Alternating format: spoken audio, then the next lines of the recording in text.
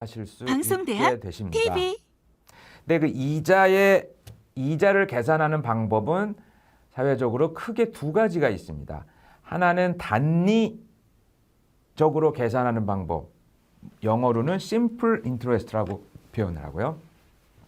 또 하나는 복리라는 개념으로 계산하는 방법, 영어로는 compound interest라고 표현을 합니다. 단리라 함은 계속 이제 돈을 빌린 다음에 시간이 일정 기간 지나서 이제 갚게 되는데 아무리 시간이 지나더라도 이자가 원금에 대해서만 붙는 것입니다.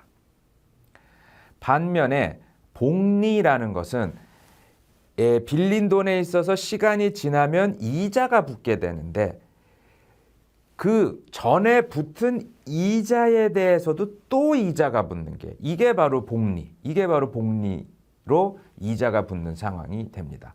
다시 말씀드리자면 단리로 이자를 계산하는 방법은 원금에 계속 이자만 계산하는 방식이 되는 것이고 복리로 계산하는 방법은 원금뿐만이 아니라 이자액에 대해서도 이자를 계속 계산하는 방식이 되게 됩니다. 그래서 나중에 바로 뒤에 보여드리겠지만 단리로 이자를 계산할 때는 원금에다가 어떤 일정 기간이 지나고 이자율이 I%라고 하면은 그 I%에다가 일정 기간 N년이라고 N을 쓴 건데요, 제가. N년 또는 N 기간 이후 그 N을 곱한 거에다가 1 더한 거를 곱해주면은 이 값이 이제 뭐가 되는 거냐면은 월금 플러스 이자. 즉, 원리, 요거를 우리가 원리 합계라고 부르죠. 원리 합계액이 됩니다. 반면에 복리로 계산을 하는 경우에는 다음과 같이 원금에다가 우리가 보통 원금은 영어로 프린시플 P를 쓰죠. 곱하기 1 플러스 이자율 I에다가 요 N이 승수로 붙습니다. 요거는 조금 이따가 설명을 드릴 겁니다. 왜 이렇게 되는지. 자, 그래서 하여튼 계산하는 방법이 다르다라는 겁니다. 뭐 구체적으로 어떻게 계산하는지 한번 살펴보도록 하겠습니다. 먼저 단리입니다.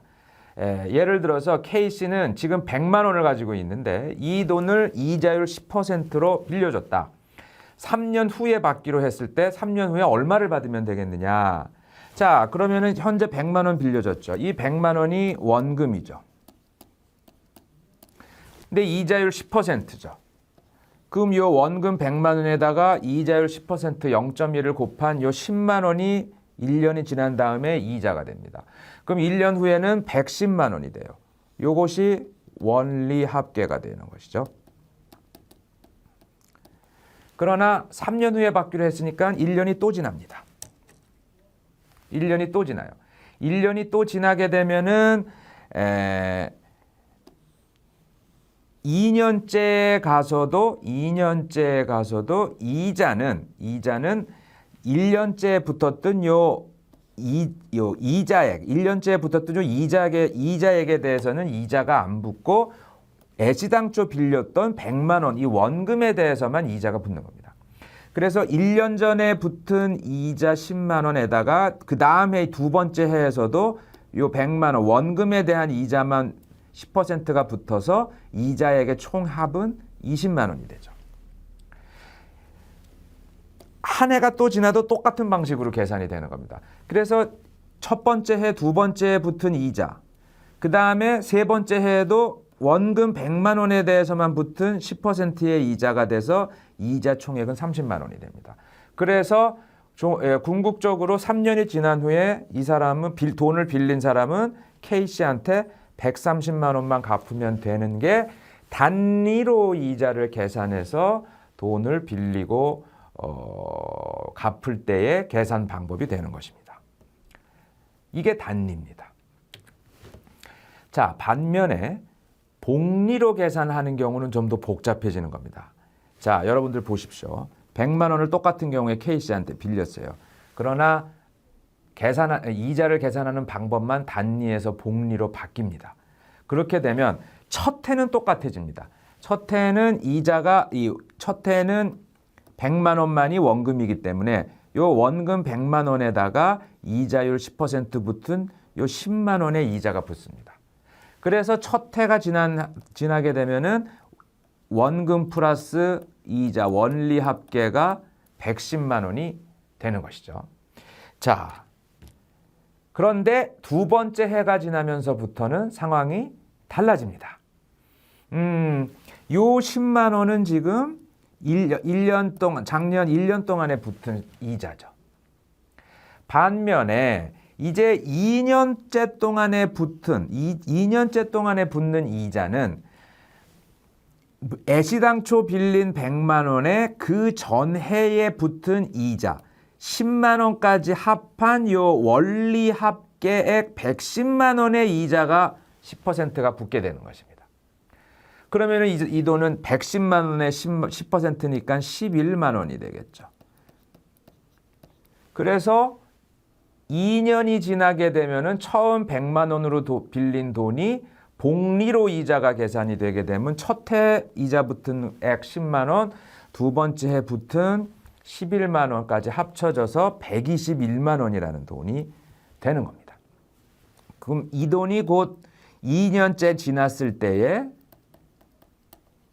원리 합계가 되는 것이죠. 자, 3년째에 갚기로 했지 않았습니까? 원래 계약이. 그러면은 동일한 방법으로 이자는 그 전해까지 붙은 21만 원 플러스 2년째 원리 합계인 121만 원의 10%의 이자가 붙게 되는 것입니다. 자, 기억하시죠? 단리인 경우에는 요 100만 원에만 계속 이자가 붙은 것이었죠. 그러나 반면에 복리인 경우에는 한 해 가졌을 때는 110만 원, 두 번째 지나서 세 번째 해는 121만 원의 이자가 붙게 돼서 최종적으로는 131.1만 원이 되는 것입니다. 그래서 이것이 복리로 이자를 계산했을 때 3년 후에 갚아야 될 돈이죠. 아까 단리인 경우에는 130만 원만 갚으면 됐습니다. 자, 우리가 확인하실 수 있다시피 훨씬 더 복리로 계산을 하는 경우가 이자가 훨씬 빠르게 많이 불어나게 되어 있죠. 요것이 곧 단리와 복리로 계산을 했을 때의 이자 계산의 방법을 구별해서 제가 설명을 드린 거고 이렇게 달라지는 것입니다. 자, 그럼 현실에서는 단리가 더 많이 쓰입니까? 복리가 더 많이 쓰입니까? 이런 질문을 학생들에게 그냥 고등학교 졸업하고 온 대학생들에게 하면은 잘 모르는데 아마 이 방통대 학생들, 즉 사회생활을 하신 분들은 뭐 누구나 다 아실 거예요. 사실 세상에는 단리를 쓰는 경우는 거의 보기 어렵습니다. 복리가 대부분 쓰이는 겁니다. 즉 이자가 훨씬 더 많이 빠르게 불어나는 복리가 일반적으로 사회에서 통용되는 이자 적용 방식, 이자 계산 방식이라는 겁니다. 복리가. 저 사실은 이 단리로 계산하는 경우를 한번 이렇게 뉴스를 통해서 접한 적이 있어요. 언젠가 뉴스에서 나오기를 국가에서 학생들한테 대여해주는 학자금, 그 학자금 대출을 갚을 때 나중에 졸업하고 취업해서 갚을 때 그 계산 이자를 어떻게 계산하느냐 그거는 단리로 계산하겠다라는 지금은 어떤지 모르겠습니다만 몇 년 전에 그 뉴스를 본 적이 있습니다.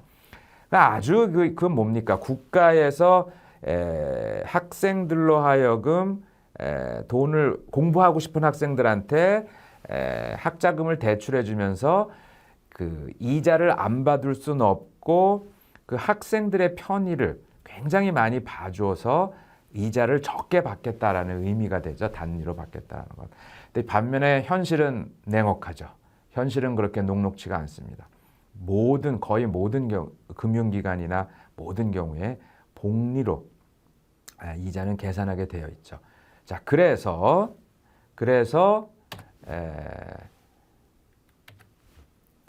요 그림은 이제 동일한 액수를 단위로 계산을 하는 경우와 복리로 시간이 지날수록 계산하는 경우에 원리 합계액이 어떻게 변화하느냐를 보여주는 그래프고요. 요거는 실제로 요 그래프를 그리는 데 쓴 계산된 액수입니다. 자, 보시면 아시겠지만 시간이 지날수록 복리가 훨씬 더 빠르게 가파르게 원리 합계가 늘어나고 있죠. 그래서 지금 요 비율은 요 차이를 나타내는 비율을 지금 계산해 놓은 건데요.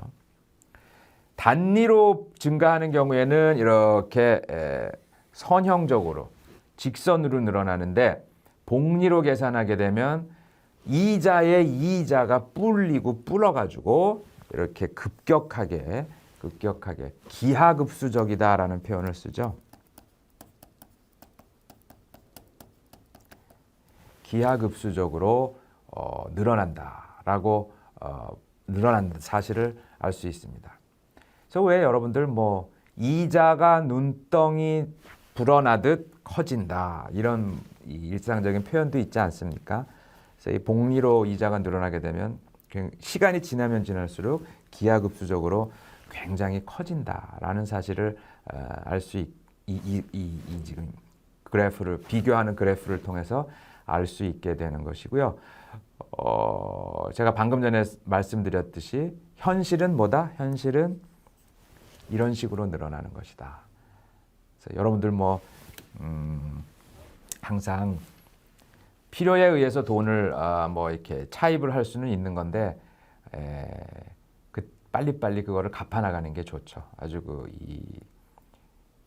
갚아나가는 거를 연기가 되면 될수록 내가 지불해야 되는 이자는 눈덩이처럼 불어난다라는 사실을 확인을 할 수 있습니다.